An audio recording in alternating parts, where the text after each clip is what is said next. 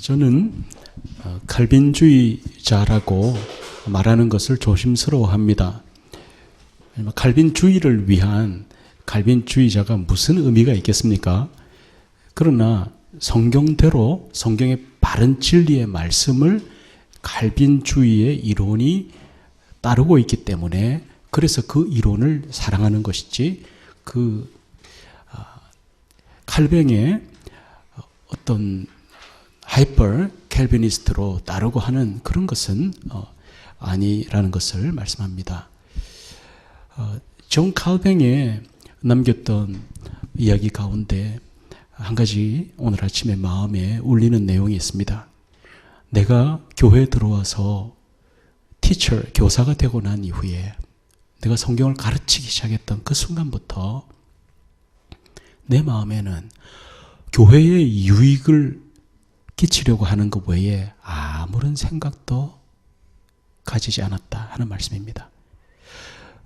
존 칼뱅은 교회 신학자라고 보시면 됩니다.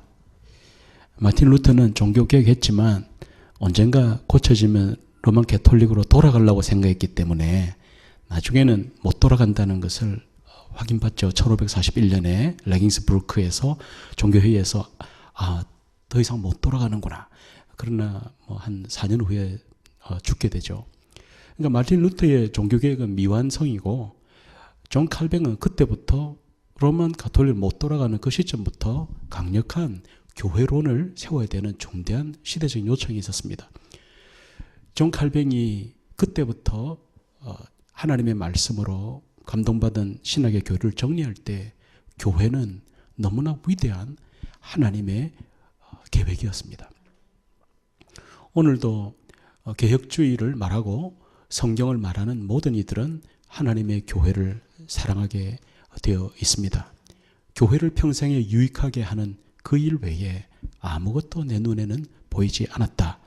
그 귀한 솔리 스크립투라 솔라 피데 오직 성경으로 오직 믿음으로 그 귀한 중심의 마음이 오늘 개혁을 위해서 일어선 여러분들이 그 중심에 품으시기를 주의 이름으로 축원합니다. 어느 날 하나님의 말씀과 개혁이 더 이상 신학교의 강단 위에 없다라고 조용히 내 양심 속에 판단되어질 때 거기서 뛰쳐나와 거리에서 정말 예수님의 복음을 붙잡고 여기에 신학이 있고 여기에 하나님의 개혁이 있다라고 생각하며 시작된 교회가 여기까지 이르렀습니다. 삶입니다. 삶으로 살아가며 그것이 신학이 되고 그 신학이 내 신앙이 되고 그 속에서 예수를 만나는 체험이 오늘 개혁주의의 모든 양심 속에 오늘도 고난 중에도 가야지 하는 에너지가 되는 것입니다. 오늘 로마서 8장은 바울 신학의 절정이라고 보는 중대한 장입니다. 로마서 8장은 우리가 벌써 몇 주간에 걸쳐서 지나가질 못하는데 로마서 8장은 모든 종교개혁자들이 중대한 신학적 논쟁을 결론 맺으려고 할 때 조용히 꺼내들었던 마지막 중대한 최후의 진술들이 여기에 다 쏟아져 있습니다. 한 예로 행위로 구원받는다는 로만 캐톨리시즘의 반펠라기우스주의와 맞서는 세마이 펠라기우스입니다. 그런 중대한 신학의 보루가 오늘 로마서 8장에 나옵니다. 펠라기우스라고 하는 젊은 청년이 있었습니다. 이제 18살 정도 됩니다. 380년이니까 초대 교회 시대를 이미 지났고 중세의 시대를 향하여 가는 길목에 있는데 펠라기우스가 영국에서 유럽으로 법학을 공부하러 왔습니다. 근데 와서 보니까 수도원 운동을 하는 예수님 잘 믿는 사람들을 보니까 너무 매력적인 거예요. 그래서 나도 저렇게 예수님 믿어야지 그러면서 탁발 수도승으로 또 수도승으로 수도원에 들어갑니다. 그러니까 18살 청년이니까 얼마나 순수하겠어요. 어느 날 성경을 읽으면서 누군지 예수께로 오면 구원받는다 하는 말씀을 딱 붙잡고 자기가 순수하게 고백을 했어요. 그래, 예수님이 나에게로 오라, 오면 구원받는다라고 말했다는 것은 내가 예수님께로 갈 수 있다는 것을 말하고 또 내가 예수님께로 올 수 있는 자유의지와 내가 구원을 선택할 수 있기 때문에 예수님이 오라 그랬지.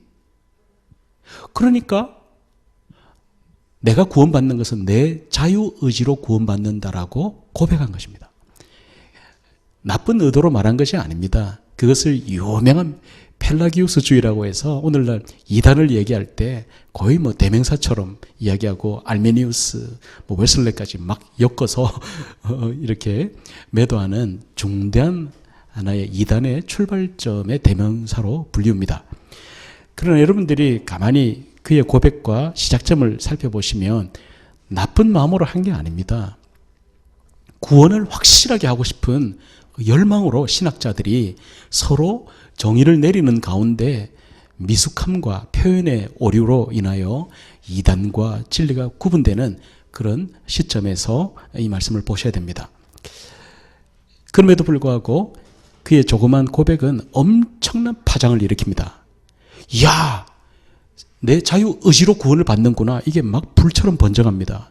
그때 어거스틴이 조용히 단상에서 일어납니다. No! 아닙니다. 나는 나를 압니다. 어거스틴이 타락한 젊은 청년의 시절을 보냈기 때문에 그게 하나의 신학이 됩니다. 나도 노력했습니다. 나도 술 안 마시려고 했고 음란한 죄를 안 지으려고 했습니다. 그런데 나는 나를 막을 수가 없었습니다.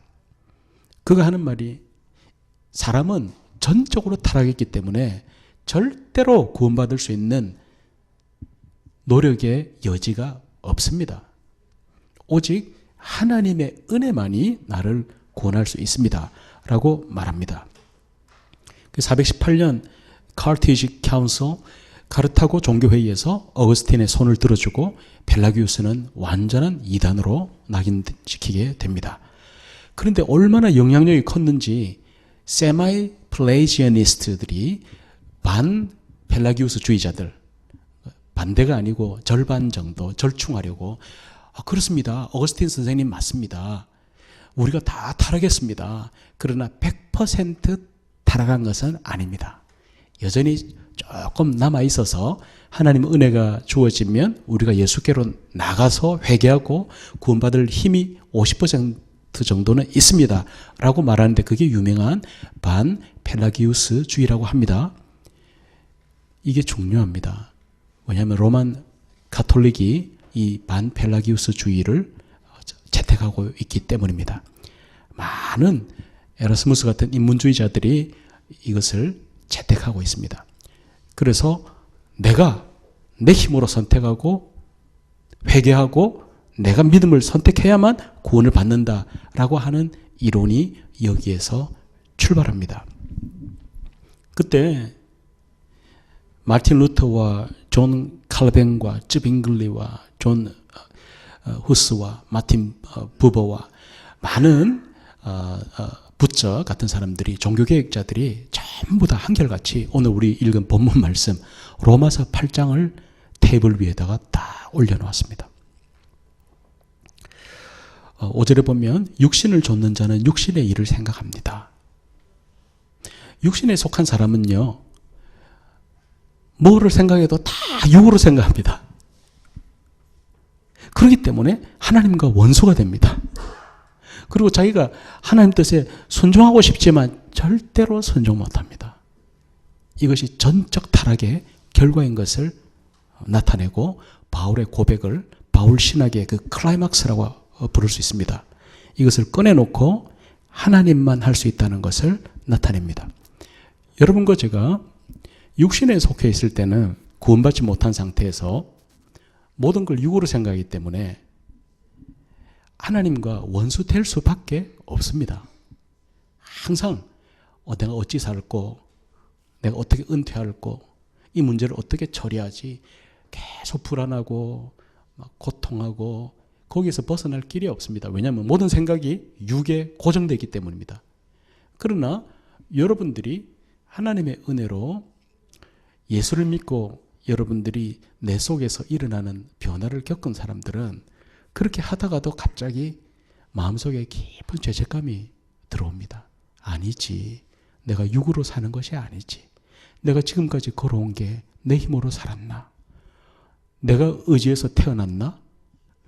내가 선택해서 결혼했나? 내가 선택해서 애들을 낳았나? 내 자유의지가 섞인 것 같지만 하나님이 그 길을 인도하신 것입니다. 그러므로 육으로 막 불안해하다가도 갑자기 돌이킵니다. 이것이 자기가 하는 건데 자기가 하는 게 아닙니다. 이게 신비로운 표현입니다. 신학적인 표현이고 여러분들의 이성으로 담기지 않고 여러분의 체험으로 설명되어지는 부분입니다. 본문 30절에 보면 미리 정하신 그들을 또한 부르시고, 그걸 예정입니다. 예정의 신비로운 하나님의 놀라운 사건입니다. 그리고 부르신 그들을 의롭다 하시고 의롭다 하신 그들을 또한 영화롭게 하셨느니라. 우리가 하는 일이 아무것도 없어요. 그 안에 하나님이 정해놓고 부르시고 의롭다 하시고 칭의, 지난주에 배운 대로 의를 그냥 덮어준 거예요. 나는 더러운 죄가 막 묻어 있는데 깨끗하다라고 탁 라벨을 붙여주는 거죠. 근데 냄새는 여전히 나는데 그게 법적인 용어라는 거죠. 나는 여전히 냄새가 펄펄 나는데 나는 깨끗하다고 의롭다고 구원받은 사람이라고 라벨을 붙여주는데 그게 칭의다. Imputing the righteousness of Jesus. 예수님의 의를 붙여주는 거예요. 그래서 지금 죽어도 천국 가요. 근데 이 칭의를 받은 사람은요, 신비롭게도 그 안에서 하나님의 예정하신 일들이 일어나요. 어떤 일이냐면 우리는 어떤 일을 하려고 할 때 사람을 설득합니다. 아니면 강압을 합니다. 야, 너 우리 교회 나와야 돼. 안 나와? 그래. 오늘부터 나의 사랑을 받아봐라. 그러면서 막 맛있는 거 사주고 용돈도 주고 매일처럼 가서 막 운전도 해주고 막 사랑을 폭탄을 막 퍼뜨려 주는 거죠.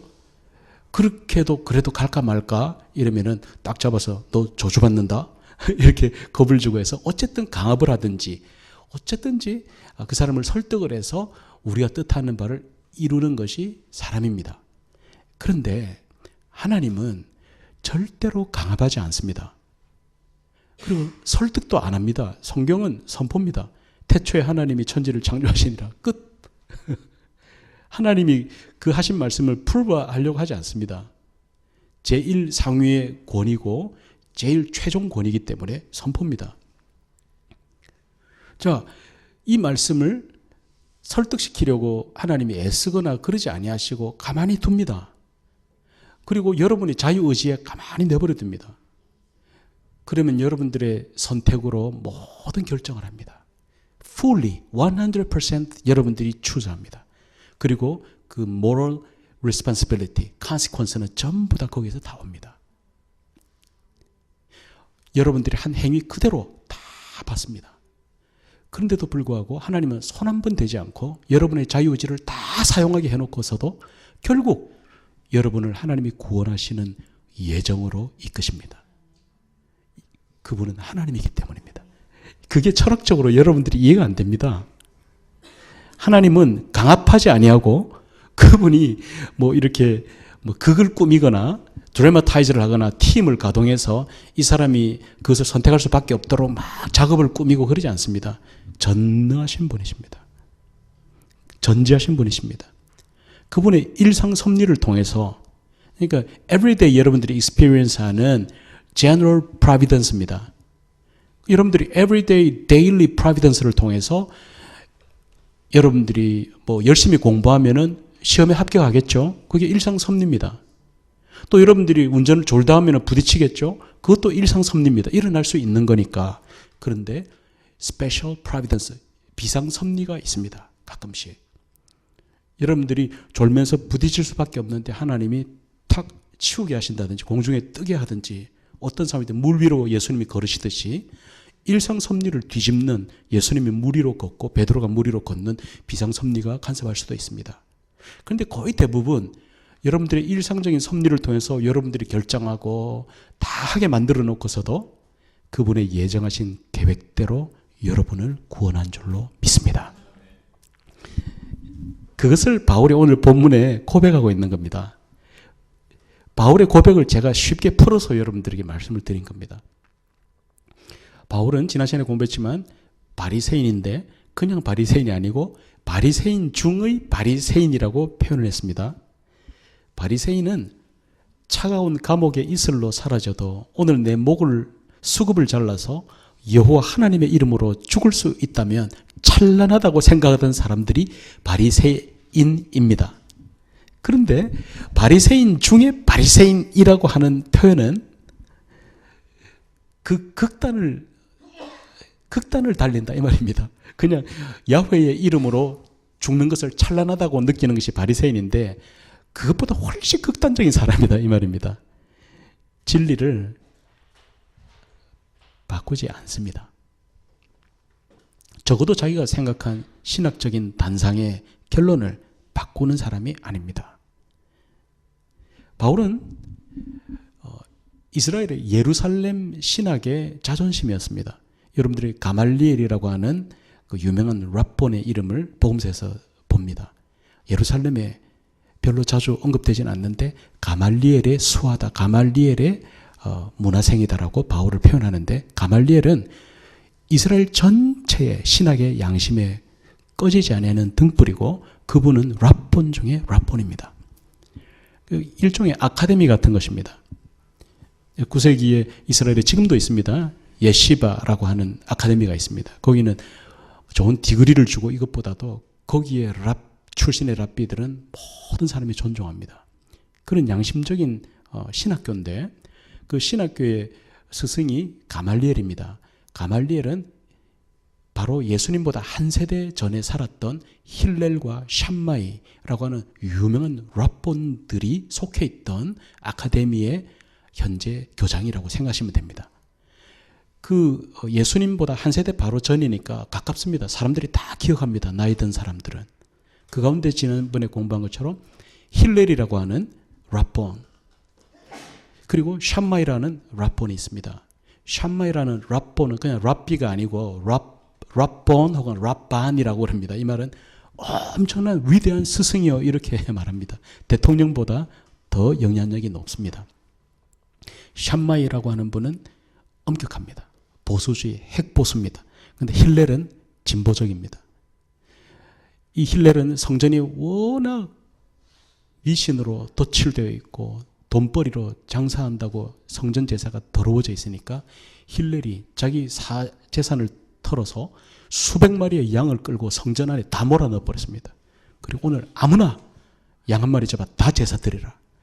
삶으로 실천했던 사람입니다. 바로 이 힐렐의 손자가 가말리엘입니다. 그래서 예수님이 성전을 정화하고 채찍질을 하실 때 많은 사람들이 그것을 상당히 연관 있게 보았을 것이다. 그래서 예수님은 이스라엘의 세례요한의 물세례 운동에도 예수님이 동참하셔서 한동안 같이 물세례 운동을 동참하셨는데 그를 따르는 사람들이 세례요한보다 훨씬 많았다고 복음서에 기록이 되어 있습니다. 그래서 예수님은 갑자기 개혁이 아니라 이미 지속되어 오던 종교개혁 시대와 마찬가지입니다. 어느 날 갑자기 마틴 루터가 생긴 게 아니고 어느 날 갑자기 존 칼뱅이 생긴 게 아니고 어느 날 갑자기 여러분이 개혁자로 생긴 것이 아니라 오랜 세월 동안 하나님이 준비해 오신 개혁의 놀라운 사람들을 일꾼들을 통해서 연속성 속에서 하나님이 일을 하신다는 것입니다. 하나님은 쉬지 않습니다. 성실한 분이십니다. 그분은 우리가 아니면 누군가 또 다른 사람들의 양심들을 일으켜서 오늘날 이 종교개혁의 일을 이루게 될 줄로 믿습니다. 말씀을 말씀대로 믿자는 것입니다. 다른 거 아닙니다. 우리가 실수가 많고 연약이 많습니다. 죄투성입니다. 그런데도 칭의, justification, imputing his righteousness, 그의 의를 전가하신 것은 우리가 하는 것하고 아무 상관이 없습니다. 우리의 상태는 여전히 더럽고 죄 있으나 그 의롭다고 하신 그 뒤집어 쓴 그 의의 계급장 때문에 장로라고 하는 직분이 얼마나 거룩하며 내 삶의 상태는 정말 더럽지만 내가 받은 하나님의 직분의 그 거룩한 기름 부심은 성결한 것입니다. 그 직제와 그 직원의 타이틀을 집사, 장로, 목사, 교회를 이루고 교사, 여러분들이 행하고 있는 조그만 봉사 그것들이 성결하고 거룩한 하나님의 계획에 십자가를 통과한 위대한 하나님의 일인 줄로 믿습니다. 그 바울이 가말리엘의 수제자였다는 것을 기억하십시오. 그 말은 뭐죠? 힐렐처럼 진리를 위해서라면 신학적, 이론적 단상 위에 토론하는 토론가나 사변가가 아니라 삶 속에 하나님 말씀을 실천할 줄 아는 그런 신학자의 양심을 갖고 있었다. 이 말입니다. 그러니까 누구든 예수 믿는다고 그게 진리가 아니라고 생각하니 아무나 죽이려 하겠어요? 바울이? 그만큼 바울은 실천가입니다. 신학을 삶 속에 살아내려고 적어도 몸부림치고 발버둥치고 내 양심에 맞도록 싸우려고 분투했던 그런 양심이었다 이 말입니다. 그 바울이 오늘 고백하는 내용을 보십시오. 그가 말하는 것은 결코 타협할 만한 사람이 아닌데 로마서 3장에 이르러서 말합니다. 육으로는 결코 감당 못한다. 모든 사람이 죄를 범하여 하나님의 의에 이르지 못한다라고 못을 박았습니다. 율법을 지키는 일에 생명 걸던 사람입니다. 율법이 생명이고 율법이 야훼고 율법이 모든 것이었습니다. 그런데 율법으로 절대 사람이 의에 못 이른다라고 표현합니다. 이 말은 바울을 통하여 한 개인의 신학적인 통해 자복하는 그 고백을 통하여 오늘날 이 시대까지 이르는 종교개혁의 하나님의 구원의 진리를 바로잡는 하나님의 뜻이 여기에 나타나 있습니다. 모든 사람이 죄를 범하여 하나님의 의에 이르지 못한다. 3장 9절에서 10절을 보면 그러면 어떠하뇨? 우리는 나으뇨?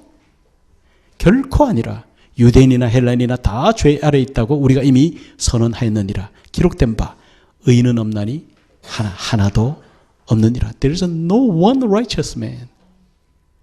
그러니 여러분들이 3장 21절에서 22절에 나오는 말씀으로 여러분들이 소망을 갖는 거예요. 이제는 and now.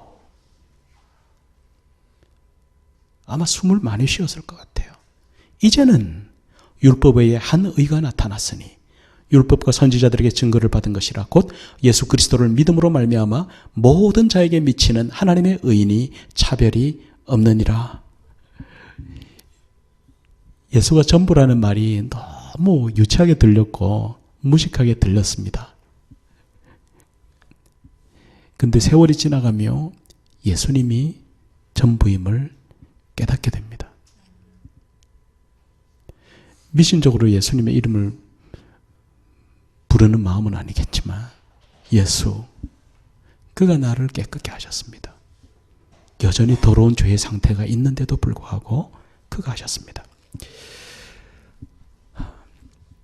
본문 말씀에 보면 그 뜻대로 부르심을 입은 자들에게 하나님을 사랑하는 자 곧 그 뜻대로 부르심을 입은 자들에게 모든 것이 합력하여 선을 이룬다고 하는 너무 유명한 말씀이죠.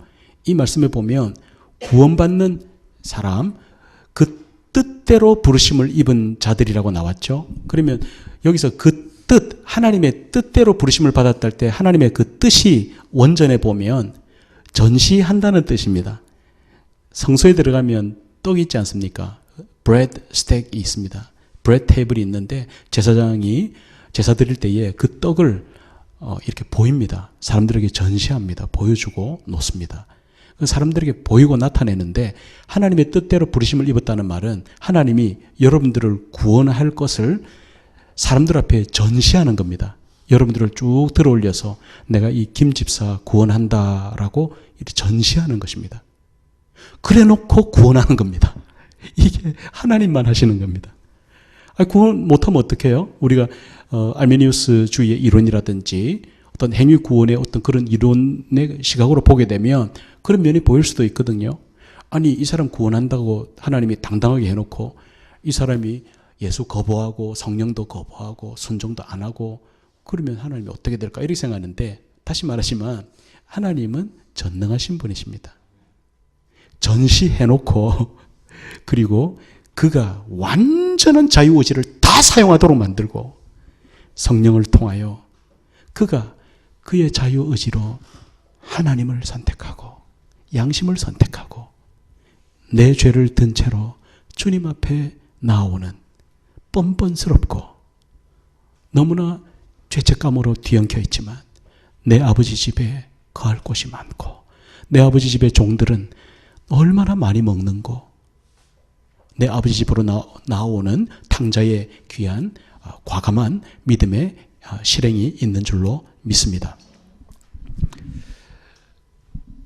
우리가 존 칼뱅의 Irresistible Grace라는 게 있습니다. 불가항력적 은혜라는 유명한 내용이 있습니다. 그런데 존 칼뱅이 튤립이라고 해서 5대 교리를 말하지 않았습니다. 이미 돌아가시고 난 다음에 그 제자들이 알미니우스하고 논쟁하다가 제자들이 만들어낸 것이 있는 것을 정리해서 표현한 거지. 그 가운데 Irresistible Grace라는 것은 로버트처럼 여러분을 꽉 붙잡아가지고 오늘 교회 가! 목사님 오늘 제가 일어났는데요. 근육이 마비되면서 갑자기 차를 핸들을 붙잡으면서 운전을 하는데요. 차가 핸들이 자꾸만 교회 쪽으로 오면서 여기에 왔어요. 이런 사람들이 있겠어요? 아무도 없잖아요.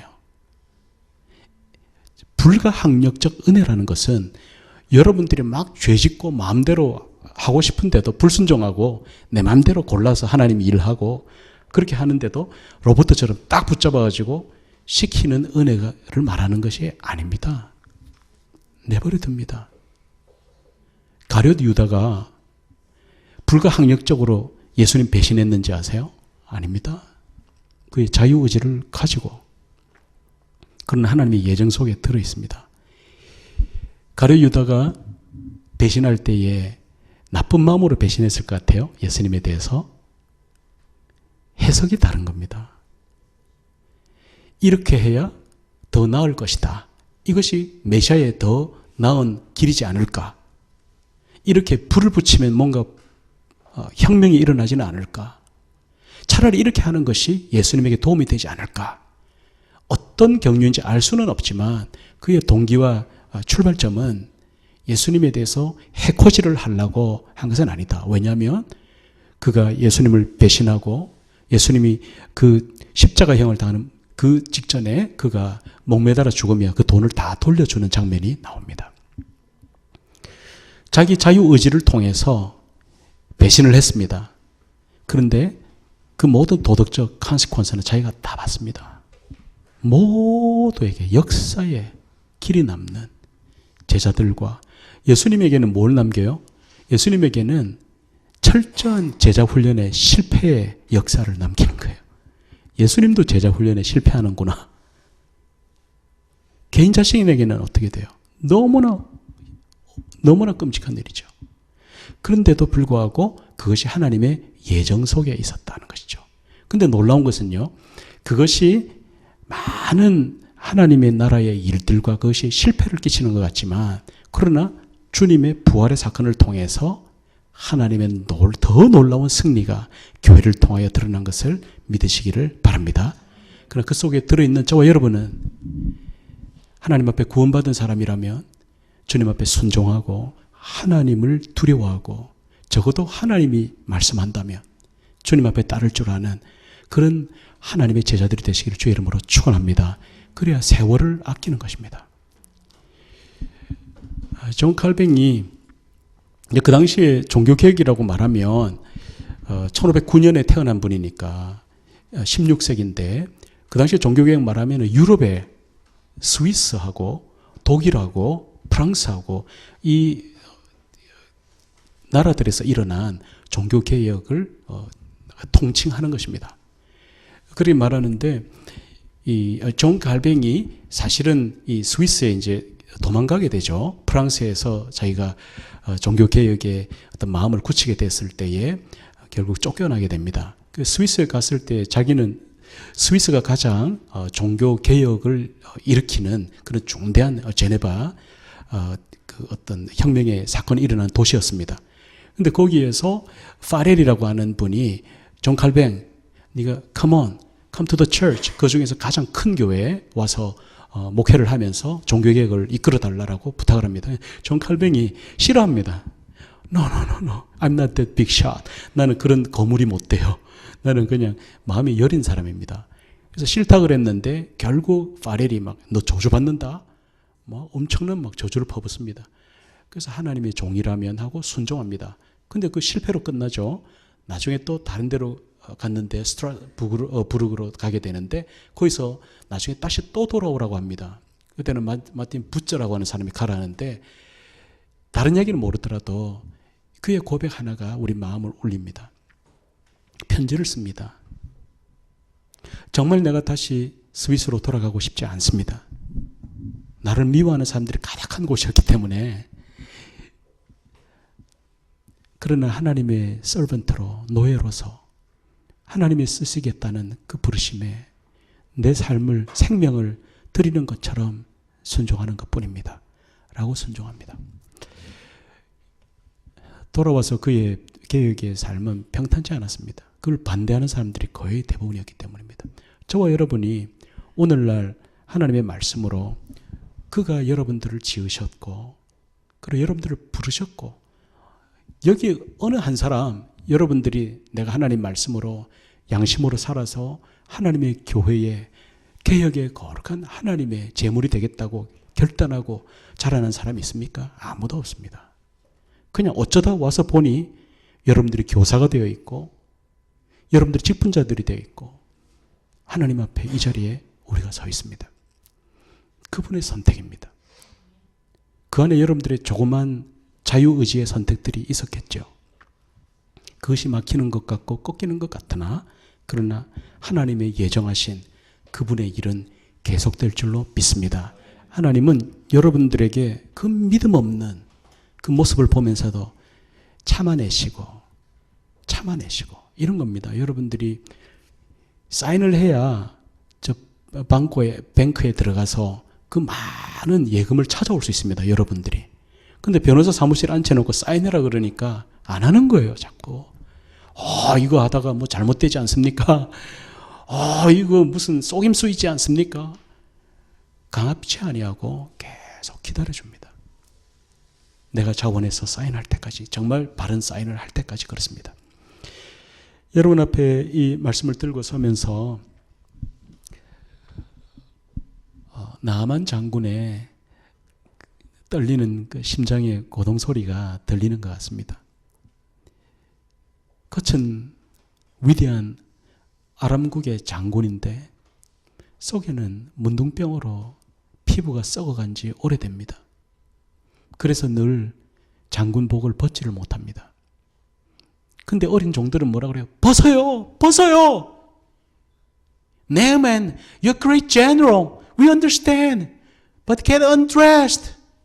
Obey. Obey to God. 벗어야 요단강의 물을 잠그고 그것도 7번 순종하지 않을 수 있지 않겠습니까? 속에서 썩어서 냄새나는 그 모습이지만 하나님께서 구원하시기로 작정하셔서 너의 자유의지로 해야 된다. 하나님이 예정하셨죠. 나만을 고쳐주시려고 이미 예정하셨죠. 그런데 그의 순종과 자기 선택으로 옷을 벗고 더럽고 냄새나는 썩은 문드러진 살을 종들에게 보여주고 물속에 잠그는 순종을 통해서만 그의 구원이 일어나는 줄로 믿습니다. 오늘 예배가 무엇입니까? 프로스키네오입니다. 계획의 중심이 무엇입니까? 이셰타후입니다. 창세기 47장에 야코프가 마지막 죽을 때 그 손자들에게 축복기도 해주기 직전에 그 장면을 놓치면 안 됩니다. 침상에 이미 환도뼈가 빠진 상태이기 때문에 평생에 절름거리고 제대로 걷지 못했습니다. 그가 마지막 축복을 이어주고 죽어야 되는데 그가 마지막 침상에서 그 침상에 의지하고 일어나는 장면을 성경이 조심스럽게 묘사합니다. 일어나서 이셰타후 합니다. 샤하라는 동사입니다. 이것은 바닥에 엎드려 두 팔과 두 발을 완전히 쫙 뻗는 것을 말합니다. 그리고 하늘의 하나님, 나를 선대하신 하나님, 이 거짓말쟁이, 이 죄 많은 인생 야코프를 불러내시고 약속하신 약속을 성실하게 지켜주신 하나님께 마지막 감사를 드렸습니다. 그게 예배입니다. 신약의 프로스키네오라는 동사가 쓰입니다. 이것은 굽으리고 무릎을 꿇고 엎드리는 것입니다. 시리아의 벽보에 보면 유명한, 여러분들이 성경 인터넷에 보면 이 그림을 항상 봅니다. 장군이, 왕이 긴 창을 가지고 적국의 왕이 엎드려져 있는데 그 목 위에 발로 밟고 그 목 위에다가 긴 창끝을 대고 있는 석상입니다. 이것은 패전국의 왕이 엎드리게 만들고 승전국의 왕이 목을 밟고 창을 들고 그 밑을 바라다 보는 것입니다. 그래서 찍어 누르면 죽이는 것이고 들면 살려주는 것입니다. 그게 프로스키네오입니다. 예배의 원뜻입니다. 예배에 와서 뭘 해드리고 도와주고 그런 게 아니라 하나님, 당신이 나를 죽이실 수 있습니다. 당신이 나의 주인이십니다. 나를 지으신 하나님, 나를 부르신 하나님, 나를 보내신 하나님, 당신 앞에 무엇라 감사하며 당신 앞에 무엇라 찬양하리까. 이 거룩한 예배의 자리에 여러분 마지막 생에 건너가는 시간까지 계획의 거룩한 종들로 서시기를 예수님의 이름으로 축원합니다. 기도하겠습니다.